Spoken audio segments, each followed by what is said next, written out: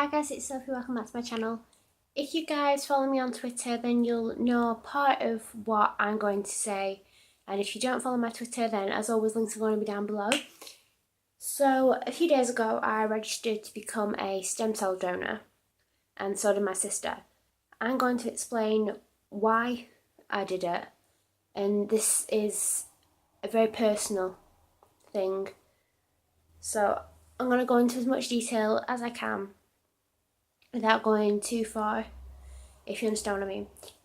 About 4 years ago, my dad was diagnosed with cancer. It's blood cancer.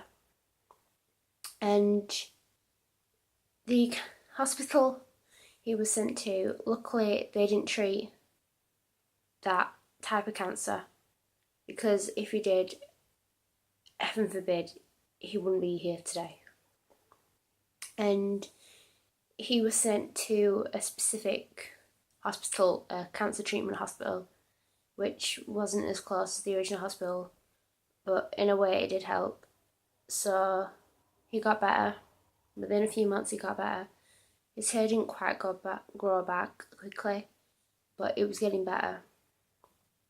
And we thought we were over it, like everything. We thought everything was better. And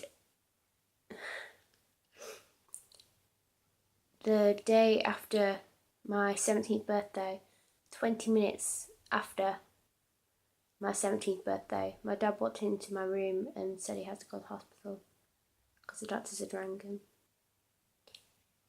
And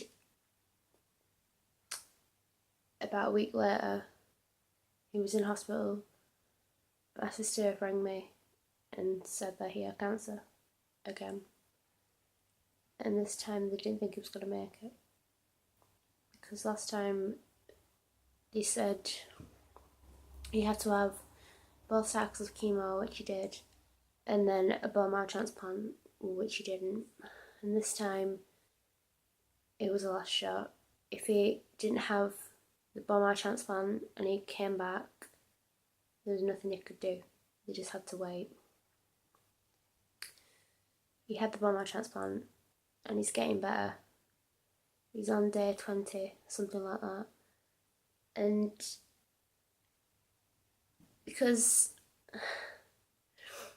I wanted to be a blood donor for a couple of years, and I always thought you have to be 18, but it turns out you don't, you have to be 17, which I said in a previous video when I donated blood on Monday.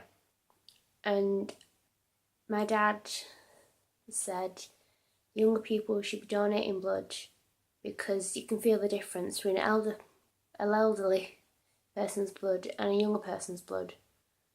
Because with someone who's older, the blood makes you feel a bit naff, shall we say, and a younger person's makes you feel more full of energy.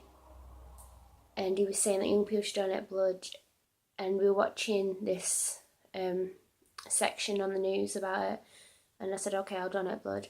So I donated blood, and I decided to register to become a stem cell donor because my sister did it.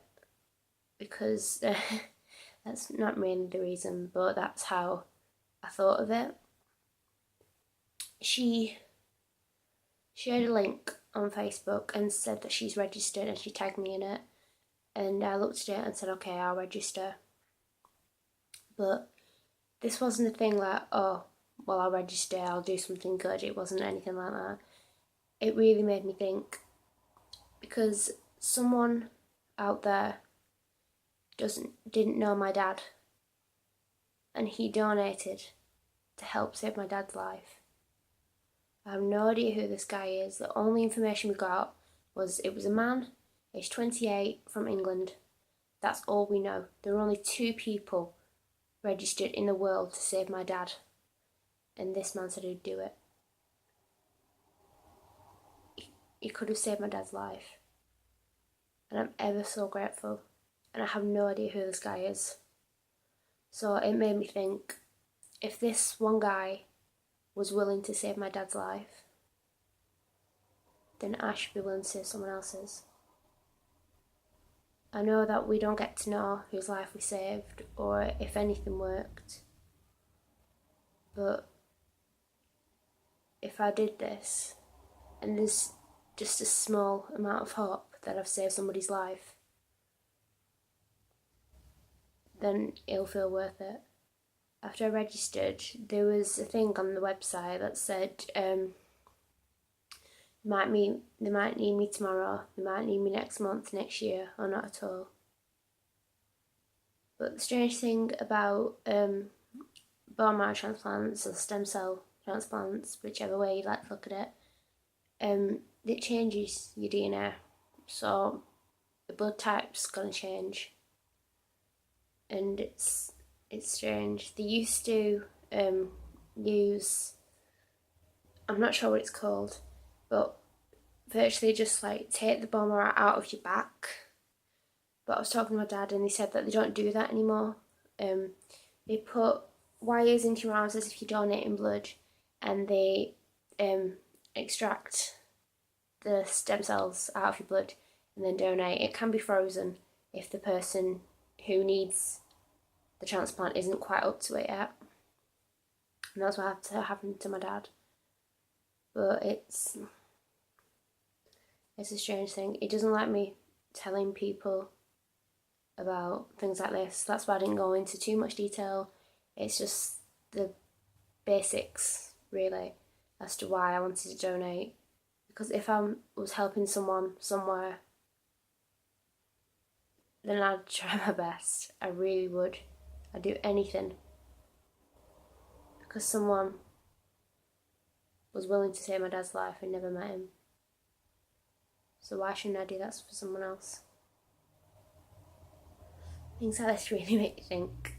So if you've got a personal story like mine, or you just think, yeah, you want to become a stem cell donor, the charity I went through was Anthony Nolan, and I'll put the links down below. So guys, really listen to my story. I know this isn't the whole story, and I didn't want to tell the whole story because it's a lot of information, and I don't think my dad would appreciate that. But guys, thank you for watching. Hope you have a great day.